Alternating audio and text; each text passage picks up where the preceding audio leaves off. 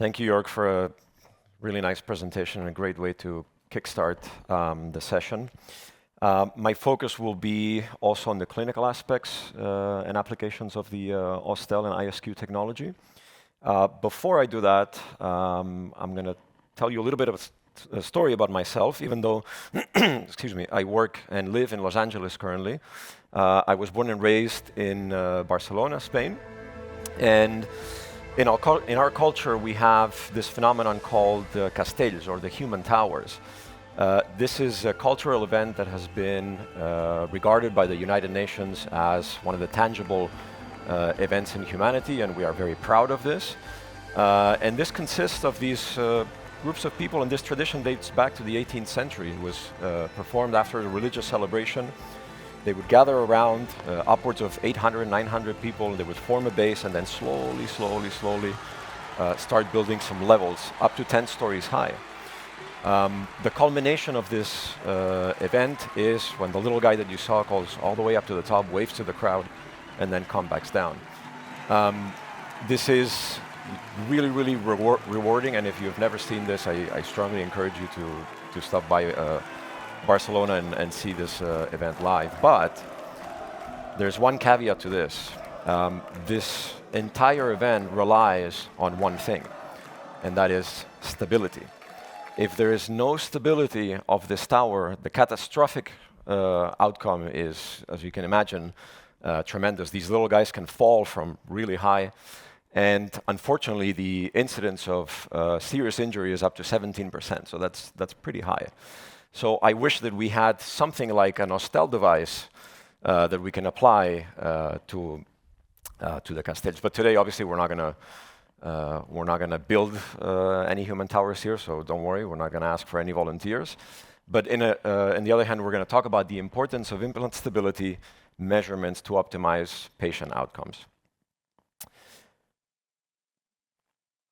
Next year will mark the 60th anniversary of the first implant treatment by Professor Bronnemark in the 1960s, and this phenomenon really has changed and continues to change the lives of millions and millions of patients. This is something now that is regarded, this phenomenon has become the standard of care for replacing missing teeth. And we almost assume it as a given. I mean, the success rates of dental implants nowadays are in the high 90%, 96, 98% most of the times. But there are a few things that can hinder this process. One of them is movement. Bone healing relies on no movement, and osseointegration relies on the lack of movement. And any movement that happens during the osseointegration period can, of course, hinder that process. Micromotion of just about 150 microns or beyond that can result in fibrous encapsulation instead of osseointegration. So if you think about that, you place an implant, perhaps you do it one stage, you put a healing abutment, your patient is eating, they're playing with their tongue. I mean, it's really difficult to ensure that there is no movement of that implant during the healing period. So we're going to keep hearing this concept of primary stability. Primary stability is really a prerequisite and a predictor for successful osseointegration, and is defined as the absence of mobility in the bone bed upon insertion of the dental implant. Primary stability is also a key factor guiding the selection, placement, and loading protocols of dental implants. And it can be affected by a number of things, and Jörg already addressed this a little bit. Depending on the quantity and quality of bone, depending on the implant geometry, dimensions, design, as was mentioned earlier, surgical technique, surgical operator. I teach at UCLA as well, and you can see a difference between the more experienced residents and the newer residents, so that has an effect as well. And so imagine now we're placing, we're in the middle of our procedure, we're placing a dental implant, and there are a number of thoughts that are going on in our head while that's happening. Am I going to put a cover screw on this implant? Will I be able to put a healing abutment? If I had planned for an immediate provisional, will I be able to proceed with an immediate provisional? Will I have to switch and perform early loading, traditional loading, or just no loading at all? And so these are the things that we are thinking about throughout the procedure. Jörg also touched a little bit on this, on how are we able to measure primary stability during our procedure. These are the three most common methods, and we're going to talk first a little bit about insertion torque. Insertion torque is simply a measurement of force created when cutting into bone. And again, this can be influenced by implant geometry, bone quality, the drilling protocol, the osteotomy, friction. There's a lot of things that can affect insertion torque. But what are some of the facts about insertion torque? Well, it's true that one would expect higher torque values for mandible over maxilla. Denser bone, type 1, type 2, so we can expect higher torque values in the mandible. We can also assume or expect that these insertion torque values will be lower as we move in a posterior direction in the jaw, especially in the posterior maxilla. We can see lower torque values. And we can also say that perhaps there are lower torque values in grafted sites versus non-grafted sites, regardless of the grafting technique.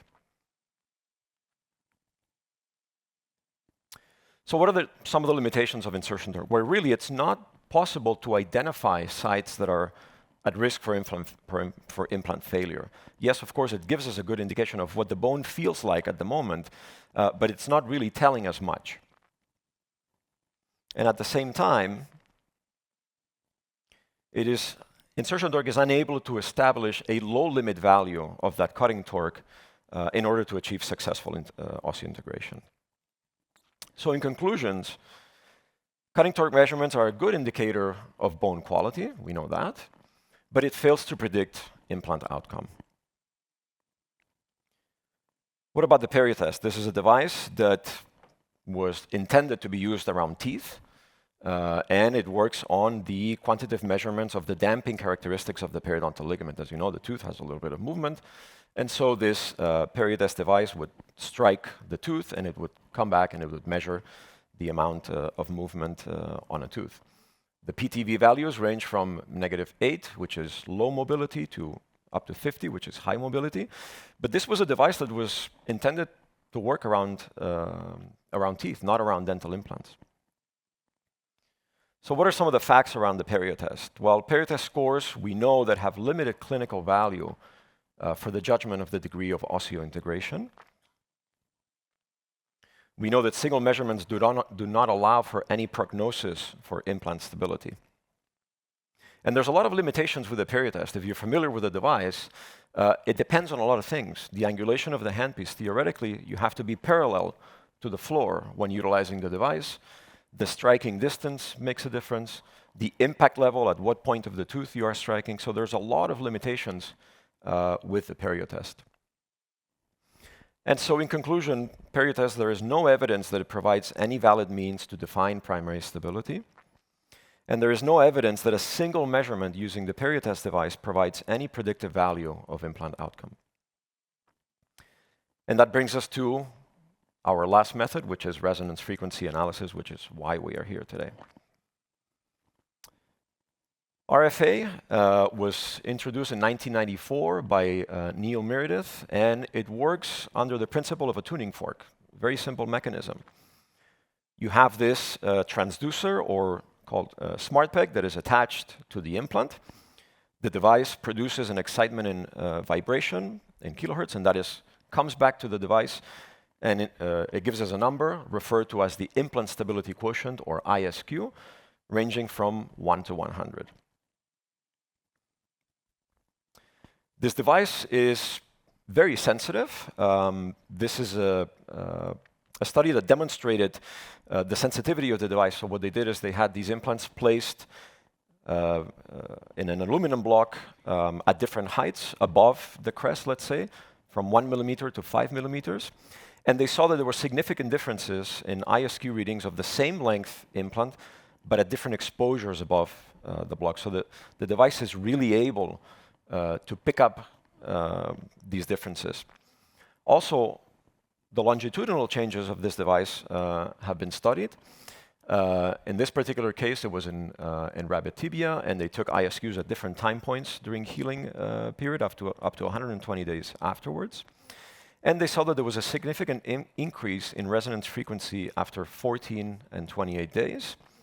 And they saw that after day 40, the levels sort of tapered off, they leveled out.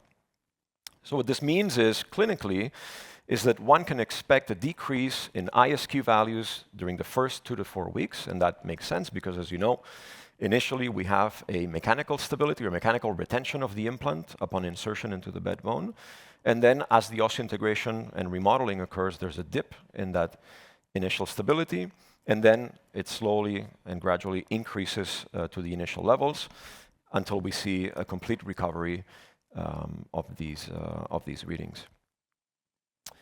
Our group at UCLA has been involved with RFA and Osstell since I got there early in 2007.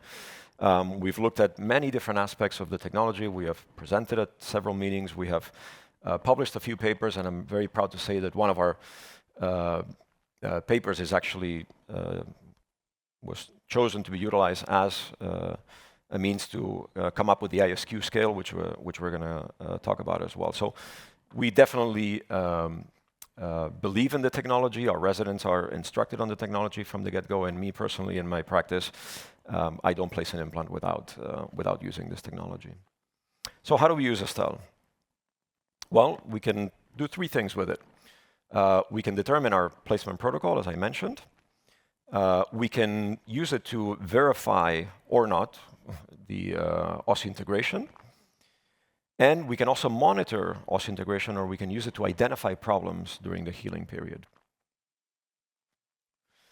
And we do that by utilizing the ISQ scale. This scale has been developed by reviewing at a very large amount of data. I believe it's over 1,500 publications. And it gives us a very clear guideline as to how this technology should be used. And the beautiful thing is that it's color-coded. Humans, we love colors. Red means no, green means yes. And so it is very, very simple for us to utilize this technology. So our goal is to be able to correlate ISQ values to a clinical outcome. We want to know whether our implants are going to be successful or if there is a chance they can fail. We want this device to be reliable in telling us what placement protocol we should utilize. And we want to be able to select the appropriate loading protocol. So let's say, for example, at the time of implant placement, we take our Osstell measurement and we get a measurement of 70 or higher. The device will light up green. Green means go. This is obviously ideal. And at this point, you can choose to do pretty much whatever you want. You can do it one stage. You can put a healing abutment. If you were planning on doing an immediate provisional, you can obviously proceed with an immediate provisional. And so here's a case. This is an immediate molar. Take the tooth out, put the implant in. We utilize, in this case, was a BLX implant, so an implant with aggressive threads designed for immediacy. We check our ISQ measurements. 76, so that's really high, or high enough for us to proceed with our plan, which is to develop a custom healing abutment. We wouldn't immediately provisionalize a posterior tooth, and so we make a custom healing abutment. What about our follow-up? We always take an ISQ measurement at placement and, of course, at the time of follow-up. Again, if you have an ISQ reading of 70 or higher, the machine will light up green. That is ideal. If you want to go to the final restoration, you can proceed. If it's a case where you want to deliver a provisional first, you can go ahead with that. So again, green means go. Anytime the device lights up green, then you can proceed with your initial plan. This is another case at follow-up. You can see the area has healed really nice. We take our ISQ reading, 79, so we are going to be able to proceed with our final restoration. Now let's look at the other end of the spectrum. Let's take a look at low implant stability, or ISQ less than 60. What happens is the device will light up in red.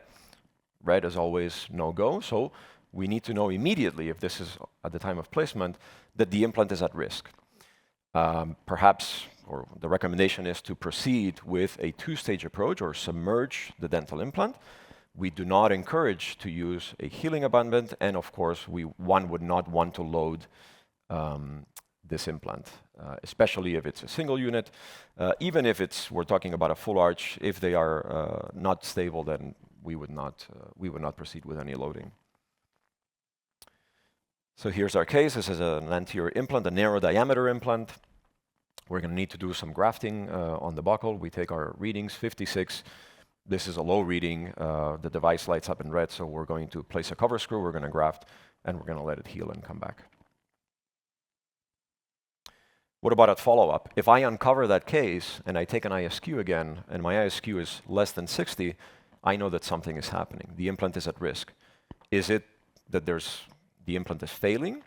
Is it perhaps that we need additional healing on that implant, and that happens sometimes? So definitely we would say no healing abutment, no loading. We would most likely, obviously, if you, at the time of exposure, if you see any actual movement of the implant, you know that the implant has failed and that will have to be removed. But if there is no movement, you may want to close again, give it 6 to 8 weeks of healing, and then come back and see if the numbers have changed. One of the greatest advantages of the ISQ is that it allows us to monitor this so-called loss of stability or failure of dental implants. So we know that implants losing stability will show a decrease in ISQs. This is a case where we did a little bit of reconstruction using bone morphogenetic protein and a titanium mesh. We placed 3 implants, and you can see that that anterior implant had an initial ISQ of 74, so very stable. We decided to proceed in a one-stage approach with a healing abutment, and then at the 3-month mark, we remove the healing abutments, we check our ISQ, and we see that that anterior implant has an ISQ of 30. And as you can see, the result of that is implant failure. So the device is very, very sensitive, and it's really, really helpful in telling us how the implants are doing. Now, this is the part where perhaps it gets a little bit trickier, is this medium stability range, because we consider that from 60 to 69. So what I thought I would do is I would break that up into 2 separate categories. We would say medium stability of ISQ of 60 to 64, and then 65 to 69. ISQ of 60 to 64, we would proceed with caution. If you think of a traffic light, amber means proceed with caution. If, like Jörg showed initially, you are dealing with an immediate full arch where you can splint the implants, that is something that you could proceed with. But if it is a single unit at the time of placement, then we would encourage to follow a 2-stage approach. And same thing at the follow-up. If your ISQs at follow-up are 60 to 64, caution. Then you start to use your clinical judgment. Okay, are we talking about the maxilla or the mandible? Is this an area where we had grafted? Do we expect the ISQ readings to be any higher than this? Perhaps we want to extend the healing period, or maybe we want to place a provisional and observe before committing to the final restoration. On the other hand, if our medium stability is 65 to 69, so towards the green light, at placement, I would say that you could proceed either 1 or 2 stage, whatever you choose. You could consider early loading perhaps and checking ISQs again in a few weeks. But for us, at least in our office, an ISQ of 65 to 69 is not sufficient enough for an immediate temporization or provisional. So we would choose not to provisionize an implant with an ISQ of 60 to 69 at placement. I'm going to share a quick case here before we finish. This is a patient of ours that came in. He's actually an orthodontist that had a couple rounds of orthodontia, and the central incisor had an apical surgery, and now, as you can see, there's a fistula, and this tooth is not viable anymore. We're going to extract the tooth, and we are planning to place an immediate implant with an immediate provisional restoration. Utilizing all of the digital technology that we have now, we can take a CT scan, we can plan the position of our implant. You can see that in this particular case, because of the lesion around the tooth, there's a little bit of a periapical radiolucency with a fenestration into the buccal bone. But still, we are pretty confident that we can, utilizing all this technology, we can get good initial primary stability of the implant and potentially proceed all the way to an immediate temporization. Obviously, we're going to have to do some grafting as well, and we'll show you how we did that. So we performed the extraction. You can see that the tooth had been, the apiectomy was done. There's a little bit of a lesion. Obviously, we clean that out. And then we follow our guided surgery protocols. We know where that implant needs to go based on our planning. And in a flapless approach, we're going to tunnel. We're going to place a resorbable collagen membrane. We have drawn some blood from the patient. We've done what we call sticky bone, which is the IPRF protocol. We slide that underneath the flap again without raising a flap. And in this case, we decide to use a ceramic implant. I'm a big proposer of zirconia implants. I've been placing ceramic implants for 10 years now. And I thank Osstell for allowing us to check ISQ measurements on these types of implants as well. Our implant is placed, and then our restorative colleagues are going to proceed. Obviously, we've checked the ISQ. We have ISQs in the high 70s, so we are able to proceed with our provisional fabrication. Our colleagues in the aesthetic dentistry clinic at UCLA take over from this moment on, and this is the provisional out of occlusion that is delivered at the time of surgery. You can see the immediate post-op X-ray. 3 months later, the patient comes back. We remove the provisional. We have been able to form the contours of this site really nicely. We check our ISQs, and our ISQs again are in the 70s. So that tells us that the implant is now ready to go. We're going to move on with an impression. At the time when we first started using these two-piece ceramic implants, we did not have the digital workflow available for them yet, so we made a custom healing abutment. Obviously now you can proceed with all your digital workflow. This information goes to the lab. We capture the architecture of the soft tissue. They perform a cutback on this, and now we have a tie base, or it's called a pier base in this case, and a screw retain restoration can be delivered. This is the final result. As you can see, I think a very acceptable aesthetic result. Truly, the magic here is the credit all goes to our restorative colleagues and our lab technicians. And as you can see, the patient is very happy at the end of this treatment. And this is all possible because of this ISQ technology and ISQ scale. This has really simplified the way that we approach cases. It's color-coded, and this really allows us to provide a very simple, predictable, and reliable treatment outcome for our patients. And with this, I would like to thank you for being here, and I would like to thank Osstell and the ITI for putting this great session together. Thank you very much.